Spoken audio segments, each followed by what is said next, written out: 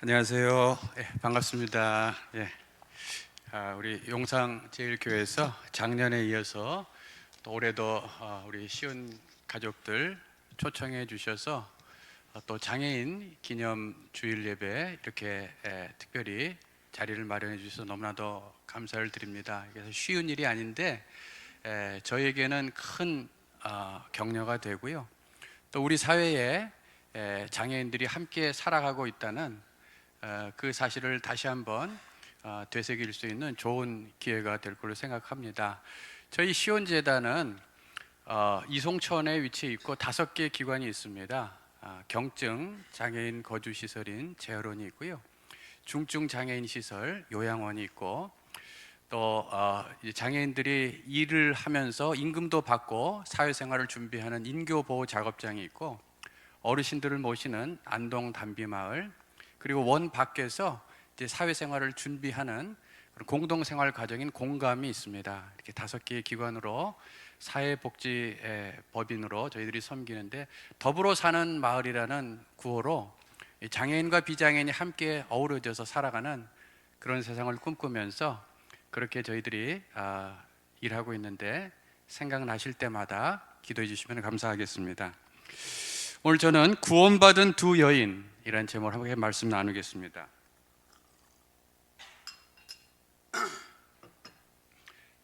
죄송합니다. 지금부터 2, 3년쯤 전에 제가 이제 미국에 살 때 이야기입니다. 그때 저는 이제 3남매가 있는데 딸아이 둘은 중학생이었고 막내 아들이 7살쯤 됐을 때였습니다. 아내가 치통이 너무 심하다고 해서 치과에 갔는데 치료비가 3,000불 정도 이렇게 나온다는 얘기를 들었습니다. 미국은 한국에 비하면 치료비가 상당히 높은 편입니다. 그 정도 금액이면 비행기표를 사서 한국에 가서 치료하고 오는 게 좋겠다 생각돼서 2주 정도 일정으로 한국에 가서 치료를 받게 되었습니다. 치료를 하는 중에 저희 아내의 언니가 기왕 오랜만에 한국에 온 김에 건강검진을 좀 받으면 어떻겠냐 제안을 해주셨어요. 그때까지 미국 산 지 몇 년이 됐지만 아직 건강보험이 없어서 아내는 몇 년간 건강검진을 받지 못하고 있는 상황이었습니다. 좋은 기회에 건강검진을 받게 됐는데 그만 암이 발견된 겁니다. 갑상선 암이었는데 이미 상당히 진전이 됐고 또 임파선을 타고 전이도 많이 된 상태였습니다. 저는 암이라는 것이 다른 세상 얘기인 줄 알았는데 막상 아내가 암이 걸렸고 또 상당히 전이까지 되었다고 하니 앞이 캄캄해졌습니다. 결국 2주 일정으로 한국에 나갔던 아내는 암 수술을 받고 또 방사능 치료까지 받은 후에 4개월 만에 미국에 돌아오게 되었습니다.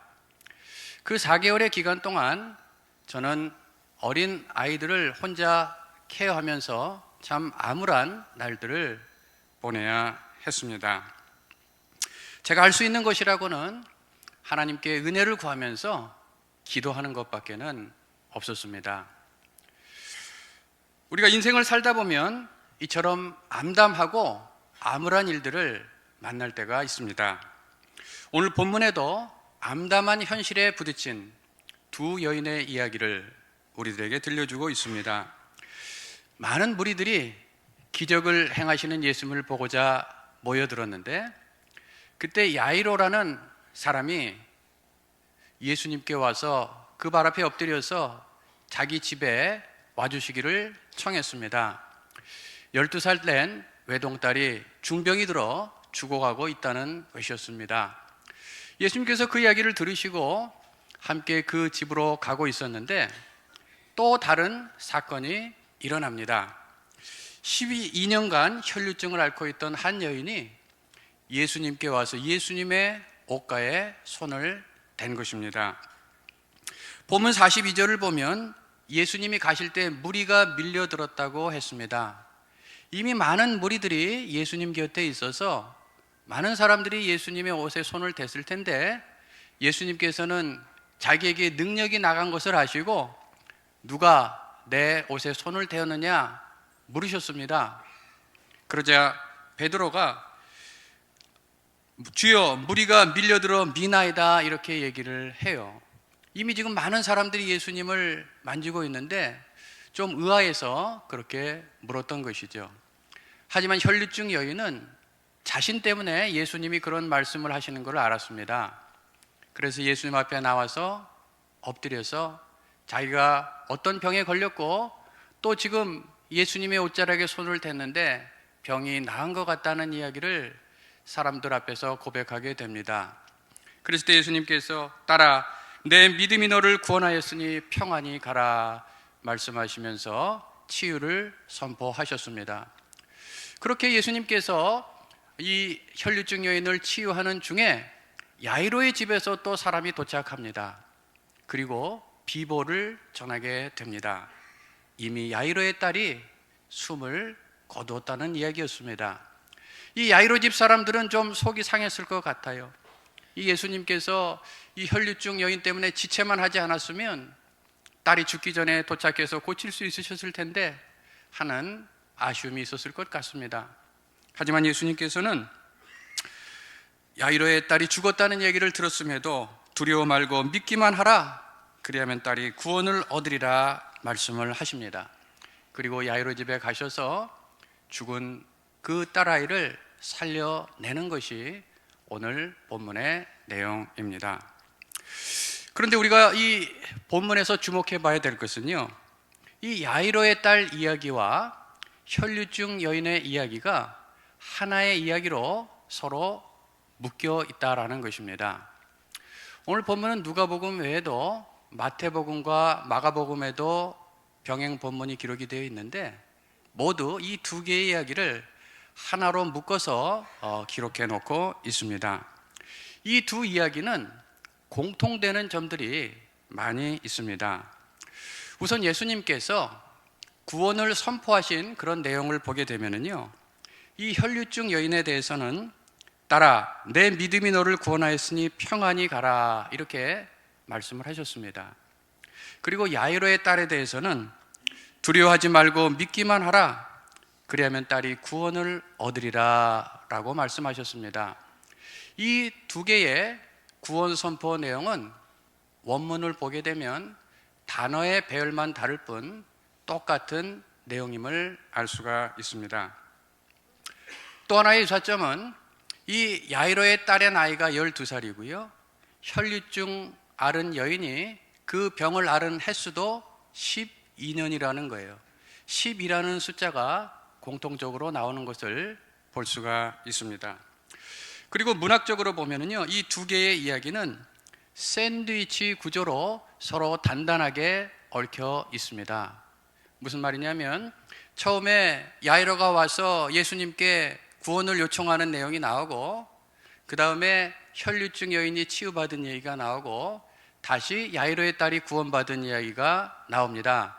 양쪽에 야이로의 딸의 이야기가 나오고 가운데에 혈류증 여인의 이야기가 나오는 이런 문학적으로 샌드위치 구조라고 하는데 이 두 이야기가 하나로 단단히 얽혀 있는 그런 모습을 볼 수가 있습니다.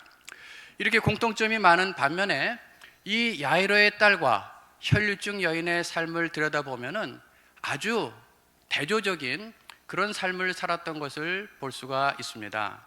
조금 더 자세히 이 두 여인의 삶을 살펴보고자 합니다. 먼저 야이로의 딸에 대해서 한번 생각을 해보겠습니다. 첫째, 이 야이로의 딸은 유복한 환경에서 자라난 소녀였습니다. 야이로는 회당장이라고 했어요. 회당장은 한마디로 그 마을에 존경받는 유지입니다.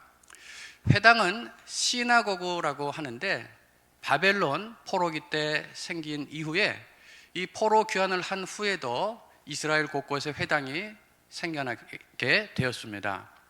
이 유대인들은 3대 절기인 유월절, 77절, 초막절에는 모두가 예루살렘 성전에 모여서 하나님께 제사를 드리지만은 평소에는 회당에 모여서 구약과 율법을 교육받고 공부하곤 했습니다. 회당은 지금까지도 이어지고 있고 전 세계 어디나 이 회당이 있는데요. 유대인들은 남자 10명 이상이 모이면 이 회당을 어디서나 만듭니다. 이 미국에도 유대인들이 많이 살거든요. 그래서 유대인이 사는 마을에 가면 어디나 그 회당이 있는데, 제가 미국에 살 때도 근처에 유대인들 마을이 많이 있었어요. 토요일 날 가보면은 검은 정장을 입고 검은 모자를 쓰고, 또 남자들은 수염을 길게 긴 그런 사람들이 무리를 지어서 쭉 걸어가는 모습을 쉽게 볼 수가 있었습니다. 이 유대인들은 안식일에는 차를 타지 못하기 때문에 걸어서 회당에 가는 거였습니다. 회당은 한마디로 유대 교육의 산실이라고 할 수가 있습니다. 이런 회당의 대표가 바로 회당장인데, 회당장은 평판이 좋은 장로들 중에서 뽑게 됩니다. 이 회당장은 회당을 운영하고 예배를 주관하기도 하고, 또 때로는 재판을 하기도 하고, 율법을 어긴 사람이 있으면 질책하는 그런 일도 했기 때문에 그 마을에서 막강한 권한을 가진 사람이었습니다. 야이로의 딸은 이처럼 큰 권한을 가진 명망 있는 집안에서 태어나서 유복한 환경 가운데 자란 그런 소녀였다라는 것입니다. 둘째로 이 야이로의 딸은 사랑을 많이 받고 자란 그런 소녀였습니다. 야이로가 회당장이라고 했는데, 회당장은 주로 장로들 중에서 뽑기 때문에 나이가 적지 않습니다. 우리나라도 장로님이 되려면 이 나이가 좀 있어야 되잖아요. 그 유대인들도 마찬가지인데, 아마도 이 야이로의 나이가 최소한 40대 후반에서 50대 초반은 되었을 것입니다. 그런데 딸의 나이는 12살이에요. 지금은 결혼을 늦게 하는 추세지만 과거 유대인들은 10대 후반이면 결혼을 했거든요. 그렇다면 상당히 늦게 얻은 딸이었죠. 그것도 외동딸이라고 했습니다. 다른 자식이 아무도 없어요. 여러분, 특별히 부모는 다 자식을 사랑하지만 외동딸을 가진 이 부모님은 좀 다르더라고요. 특별히 아주 애틋한 마음으로 그 딸을 사랑하는 것을 볼 수가 있습니다. 여러분, 이 코미디언 이용식 씨 아시죠? 그죠? 이용식 씨에게 외동딸이 있는데, 방송에 어렸을 때부터 쭉 나와서 간혹 본 적이 있는데, 아주 그렇게 참 애틋하게 애지중지 아끼고 사랑하는 그런 모습을 볼 수 있었습니다. 또 개그맨 이경규 씨도 외동딸이 있는데, 가끔 방송에 나오는 걸 보면 얼마나 아끼고 사랑하는지 몰라요. 이 아이로도 늦게 얻은 그 외동딸을 얼마나 애지중지 아꼈는지 우리는 미루어 짐작할 수가 있습니다. 이 사회적인 명망이 있는 야이로가요, 30대 초반에 예수님 앞에 와서 엎드려서 딸을 살려달라고 그렇게 간청하는 모습을 보면은 평소에 그 딸을 얼마나 사랑했는가 하는 것을 우리가 알 수가 있습니다.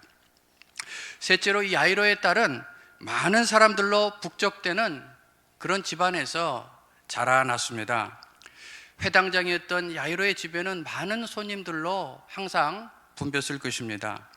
손님들이 자주 오는 환경에서 야이로의 어린 딸도 손님들로부터 많은 관심과 사랑을 받았었겠지요. 그런데 그런 집에 상이 난 겁니다. 얼마나 많은 사람들이 몰렸겠어요? 지금 오늘 본문을 보면은 지금 야이로의 딸이 죽었다는 소식이 들리자마자 벌써 지금 사람들이 모여서 울면서 통곡을 하고 있는 것을 보게 됩니다. 마태복음에 의하면 피리 부는 자들과 헌화하는 무리들이 이미 야이로의 집에서 피리를 불고 그렇게 곡을 하고 있는 것을 볼 수가 있어요.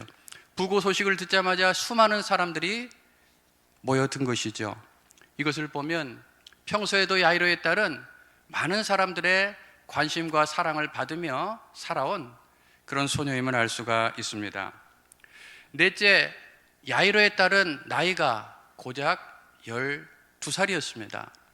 죽기에는 너무나 어린 나이인 거죠. 가끔씩 뉴스에서 이 러시아 우크라이나 전쟁이나 또 이스라엘 하마스 전쟁의 참상을 보여주는데, 어린 아이가 죽은 그런 모습도 종종 볼 수가 있어요. 어떤 때는 그 부모가 죽은 아이를 안고 오열하는 그런 장면도 본 기억이 있습니다. 참 그런 것을 볼 때면은요, 정말 멀리서 일어난 일이지만 얼마나 가슴이 아픈지 몰라요. 하물며 이 야이로는 12살밖에 안 되는 그 외동딸이 죽었으니 마음이 얼마나 미어졌겠습니까? 야이로의 딸이 어린 만큼 그 집안의 슬픔은 컸던 것입니다. 자, 그러면 이제 혈류증 여인에 대해서 한번 생각을 해보겠습니다. 말씀드린 대로 이 야이로의 딸의 삶과 혈류증 여인의 삶은 너무나도 정반대였습니다. 첫째, 혈류증 여인은 아무도 알아주지 않는 여인이었어요. 사람들의 관심에서 멀어져 있는 무명의 여인이었던 것입니다. 우리가 성경을 읽다 보면요, 유력한 사람의 이름은 그 이름이 성경에 기록되어 있는 것을 볼 수가 있습니다. 오늘 본문이 속해 있는 누가복음 8장 2절 이하를 보면 이런 구절이 있습니다. 또한 악귀를 쫓아내심과 병 고침을 받은 어떤 여자들, 곧 7 귀신이 나간 자 막달라인이라 하는 마리아와 또 헤롯의 청지기 구사의 아내 요한나와 또 수산나와 다른 여러 여자가 함께하여 예수님께 치유받은 여러 여인들의 이름이 실명으로 기록된 것을 볼 수가 있습니다. 이처럼 성경은 유력한 사람의 이름은 기록이 됩니다. 하지만 이 혈류증 앓던 여인의 이름은 전혀 알 수가 없습니다. 이 여인은 한마디로 노바디였습니다. 아무도 관심 갖지 않는 무명의 여인이었던 것이죠. 둘째, 이 여인은 병으로 큰 고통을 받는 삶을 살았습니다. 이 혈류증의 현대적인 병명은 기질성 만성자궁출혈입니다. 이 병에 걸리면 피를 많이 흘리게 되고 그로 인해 심한 빈혈 증상이 옵니다. 그러면 얼굴은 창백해지고 심한 하복부 통증을 느끼게 됩니다. 또 그 사람의 몸에서는 썩은 피비린내가 진동을 합니다. 혈류증 여인은 이와 같은 질병을 무려 12년간이나 앓으면서 고통스러운 삶을 살아오고 있었던 것입니다. 셋째, 이 여인은 살 길이 막막한 상황이었습니다. 마가복음에 의하면 이 여인은 많은 의원을 찾아갔고 그 과정에서 가지고 있던 재산을 다 탕진했다고 했습니다. 하지만 아무런 효험도 없었고 오히려 병은 중해졌다라는 거예요. 지난 12년간 병을 고치고자 가진 재산을 다 날리고 이제는 하루하루를 어떻게 먹고 살아야 될지 막막한 처지가 됐던 것입니다. 넷째, 이 여인은 사람들로부터 부정한 여인으로 낙인 찍혔을 것입니다. 당시에는 율법에 의해서 몸에서 피를 유출하는 것은 부정한 것으로 여겨졌습니다. 레위기 15장 25절 이하를 보면 몸에서 피를 유출하는 사람은 자신도 부정해지고 그 사람이 만지는 모든 것이 부정해진다고 했습니다. 그렇기 때문에 이 혈류증을 앓는 여인은 항상 부정한 여인이고 이 여인이 만지는 모든 것도 부정해지는 것입니다. 그렇기 때문에 만약에 사람들이 이 여인이 혈류증 앓는 여인인 걸 알았다면 아마 사람들은 돌을 들고 그 여인을 죽이려 했을지도 모르겠습니다. 이런 이유 때문에 여인은 가족들과도 가까이 하지 못하고 홀로 외로운 삶을 살았을 것입니다. 다섯째, 이 여인은 소문으로 인해서 또 한 번의 고통을 당했을 것입니다. 당시의 인식은 이 병을 죄와 연관해서 생각했었습니다. 여러분들은 이 예수님의 제자들이 지나가는 눈이 앞을 볼 수 없는 시각장애인을 가리키면서 저 사람의 저렇게 장애인됨이 누구의 죄 때문입니까? 이렇게 묻는 장면을 기억하실 것입니다. 그처럼 당시에는 병을 죄와 연결해서 생각하는 그런 인식이 있었기 때문에 혈류증을 앓던 여인도 사람들로부터 죄인이라고 손가락질을 당하며 살았을 것입니다. 이처럼 혈류증을 앓던 여인은 야이로의 딸과는 매우 대조적으로 고통스러운 인생을 살아온 사람이었습니다. 누가는 12라고 하는 숫자를 통해서 야이로의 딸과 혈류증 여인의 삶을 표현하고 있습니다. 유대인에게 있어서 12는 완전수를 의미합니다. 성경을 보면 10이라는 숫자는 항상 완전수로 나타내집니다. 그래서 12돌, 12지파, 12제자, 항상 10이라는 숫자를 완전수로 보여주고 있습니다. 이것은 셈족이 12진법을 쓰는 것과 관련이 있습니다. 이처럼 10이라는 숫자는 완전수인데 야이로의 딸이 살았던 그 12년의 시간은 아무런 법적, 도덕적 책임을 지지 않는 가운데 오로지 부모의 사랑과 관심을 받고 살았던 어린 소녀의 완전한 시간을 나타내고 있습니다. 반면에 혈류증 여인이 보냈던 12년은 고통의 세월이었습니다. 아이러니하게도 야이로의 딸이 태어난 그 시점에 이 혈류증 여인은 병을 얻게 되었고 그로부터 12년의 세월을 가장 고통스럽게 보내게 되었던 것입니다. 자, 그러면 누가가 이처럼 대조적으로 야이로의 딸 이야기와 혈류증 여인의 이야기를 함께 우리들에게 전해주는 이유는 과연 무엇일까요? 오늘 본문의 야이로의 딸과 혈류증 여인은 그 삶의 자리가 너무나 달랐습니다. 그처럼 오늘날 사람들의 삶의 자리도 너무나 다르다는 것입니다. 어떤 사람은 태어날 때부터 일생 부족함이 없이 살아가는 사람들도 있습니다. 부유한 가정에서 많은 사람의 축복 속에 태어나서 부족함이 없는 부모님의 서포트를 받고 교육을 받으며 잘 자라서 좋은 사람과 결혼을 해서 또 많은 자녀를 낳고 무난하게 일생을 살다가 또 여러 사람들의 위로 가운데 세상을 마치는 그러한 사람이 있습니다. 일평생 부족함이 없이 사는 사람이 있어요. 그런가 하면 어떤 사람은 그 시작부터 매우 어려움을 당하는 사람들이 있습니다. 지독히도 가난한 가정에서 태어나서 병치레도 많이 하고 고생 자라나는 사람들이 있습니다. 태어날 때부터 장애를 가지고 일평생 불편하게 살아가는 사람도 있고 또 살아가다 사고로 인해서 장애를 얻어 그것을 극복해보려 노력하는 그런 삶을 사는 분들도 계십니다. 하지만 중요한 사실은 이 모든 사람들에게 예수님이 필요하다는 것입니다. 부하거나 가난하거나 권력이 있거나 없거나 유식하거나 무식하거나 행복한 삶을 살거나 불행한 삶을 살거나 모든 사람은 병과 죽음의 문제를 피해갈 수 없습니다. 더욱이 죄의 문제는 절대 해결할 수 없습니다. 그래서 모든 사람에게는 예수님이 필요한 것입니다. 그리고 어떤 인생을 살았던 예수님을 만나면 그 사람은 구원을 얻고 그 사람의 삶은 새로워진다는 것입니다. 여러분은 어떤 인생을 살아오셨습니까? 인생의 우여곡절, 평지풍파와 관계없이 예수님은 여러분의 구원자가 되십니다. 따라 내 믿음이 너를 구원하였으니 평안히 가라 라고 하신 예수님의 말씀처럼 예수님 안에서 구원과 평안이 임하는 여러분의 삶이 되시기를 바랍니다. 서두에 아내가 한국에 가서 암 수술을 했다는 말씀을 드렸습니다.